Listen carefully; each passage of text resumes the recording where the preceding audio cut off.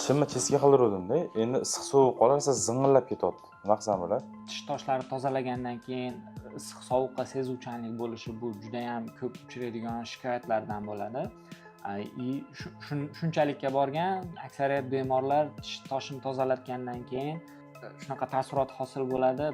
Tish toshini tozalatmaslik kerak ekan. Tish toshini tozalagandan keyin issiq sovuq sezadigan bo'lib qolar ekan deydi. O'zi aslida tish toshlari qanday paydo bo'ladi? Mana masalan, hozirgi bu chizgan tishimni misolida aytadigan bo'lsak, aytaylik, bizni tishimizni ekvator degan tushunchasi bor, ya'ni tishni eng bo'rtib chiqqan nuqtasi bo'ladi.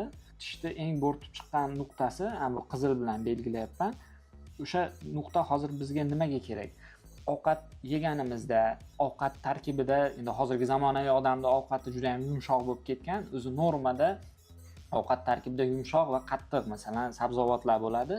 Yangi ovqat porsiyasi tish yuzasini tabiiy o'zi tozalashiga yordam beradi. Ya'ni ovqat chaynayotganimizda, ovqatni tishlab uzganimizda tishni bo'rtib chiqqan qismigacha bo'lgan joyi tabiiy tozalanib turadi. Ana bu qismi, qizil bilan belgilagan qismi. Ekvatoridan pastki qismi, ya'ni milkka yaqinroq tarafi, tishni milkka yaqinroq yarmi og'iz bo'shlig'idagi yumshoq ovqat qoldiqlari yopishishiga sababchi bo'lgan joyi hisoblanadi. Chunki u yerda chaynoq jarayonida o'zini o'zi tozalolmaydigan qismi hisoblanadi. Shunga tish yuvganda, tishni to'g'ri yuvganda milkka yaqinroq qismini yaxshiroq tozalash kerak, o'zi tish yuvganimizda.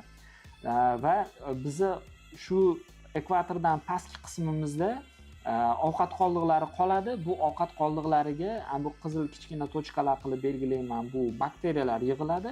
Ana shu bakteriyalar bilan ovqat qoldiqlari boshida yig'ilishni boshlaganida yumshoq bo'ladi, shotka bilan tozalanadi.